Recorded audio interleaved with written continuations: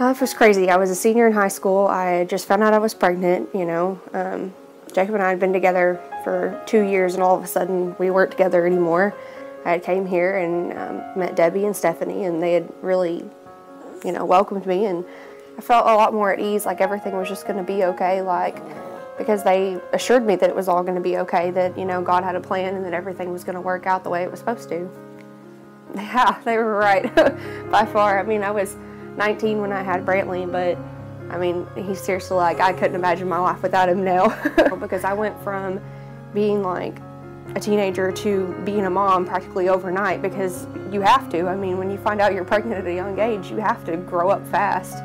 And I've bought a car, I've straightened up, I take my GED test this week, I go to college next semester, you know. I mean, it's a lot of changes that have happened really fast, and it's all because I came down here and got help, you know.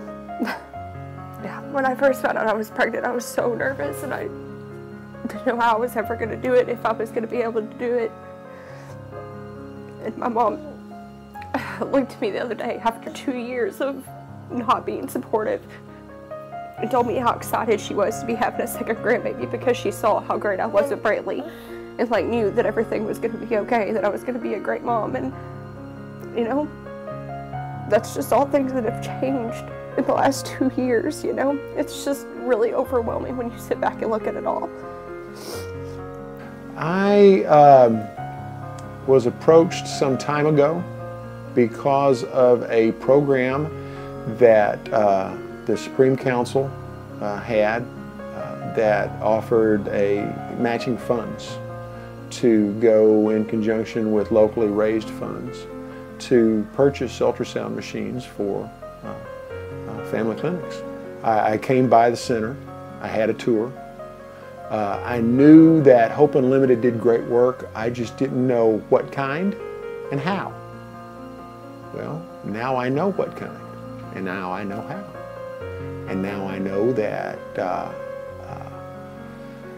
I guess the best way to put it is I woke up one morning and I said, we've got to buy this ultrasound machine. This is a human. This is a living being, you know, that, you know, it's not something to be thrown away. And if they aren't in a position to follow through for the rest of that child's life, there are many people out there who are ready and waiting. There's never been a time in my life where I thought that I had a calling before this. You know, and I do thousands of hours of volunteer work every year.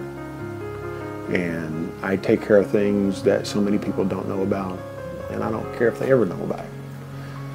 But this one, there was definitely calling. Primero era en el Health Department que querían saber si ella estaba realmente embarazada. Entonces me acuerdo que aquí nos hicieron el test del embarazo, le dieron una nota y tuvimos que regresar al Health Department para comprobarlo. Entonces después ya veníamos por puntos, por ayudas que necesitábamos por el bebé. Pues fue algo emocionante, ¿no? Pues alguna ayuda extra, porque pues somos de escasos recursos, entonces fue una gran ayuda para nosotros al comienzo. Beneficio para nosotros, pues como les dije al principio, somos de escasos recursos, entonces es la razón pues que estamos aquí, y si es de gran ayuda para nosotros, que nos ayuda, o sea, en lo necesario, si quieren venir o no, pero sí hemos comentado, pues es una ayuda importante, pues que... My parents had attended a banquet in Paducah, Kentucky, probably about 10 years ago or so. They made me aware of what was going on in Paducah, and we also became aware that there was going to be an effort started in Metropolis, or it just started in Metropolis maybe, and that piqued my interest. We didn't even know each other then. Yeah, we started dating, and then he asked me to go with him to the banquet. That was our first date. And that was in 2007. That wasn't our first date. There's not a lot of resources in Metropolis, and especially for pregnant women, and you know, it doesn't cost them anything, and I think that's important.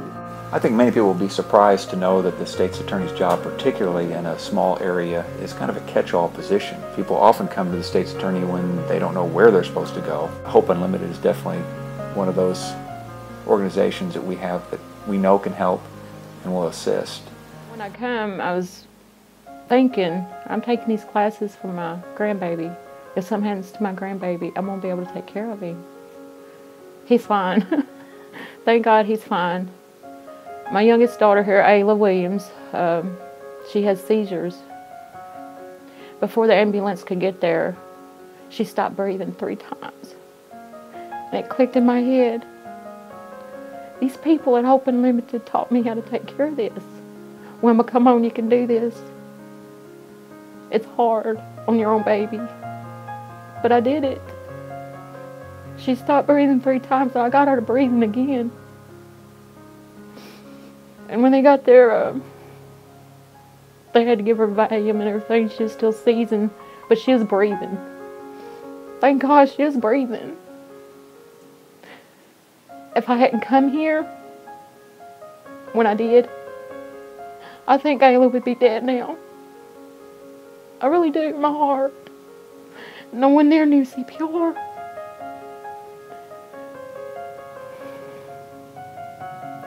Thank you very much for teaching me this.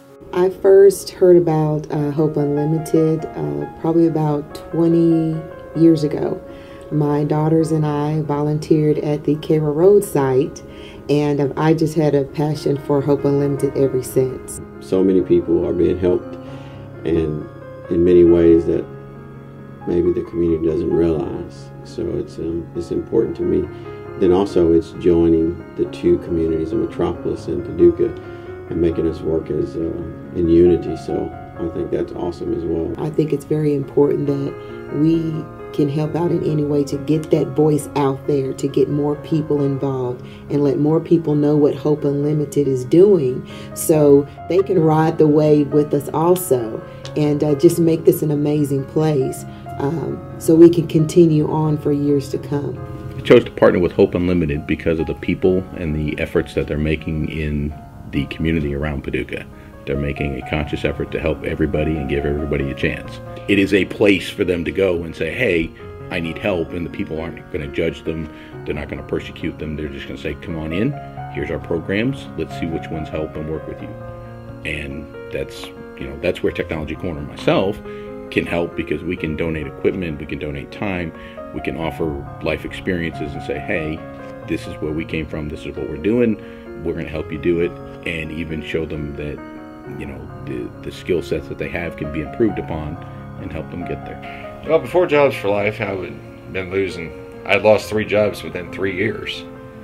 And there was a point where I just had talked to a former supervisor of mine, and she had told me that the company I worked for had been rehiring, and I was kind of on the fence about doing it. And Jenny kept urging me to go back and reapply. Well, I think it was about that point I got a little emotional, and I started crying in the car, and I said, I feel like I've lost my confidence in myself. And Katie seeing me emotional like that, she said, Daddy, you can do this. She said, I believe in you, Daddy. It's okay, don't cry. And what happened was I kept looking for jobs through different newspapers and everything. It just seemed like I felt like I'd been blackballed because nothing had come my way. Well, one day, Jenny and myself had gone to Hope Unlimited over in Metropolis, and we were told about the Jobs for Life program, and we'd prayed for jobs for months, and finally they asked me if I would be interested, and I said definitely. I even called, checked and see when it started. Hope Unlimited, through this program, I encourage anyone who wants to go through Jobs for Life, definitely do it, because it will, whether you've had roadblocks in your life, you can't let that stop everything you've ever done. Only God can decide what the future is for you.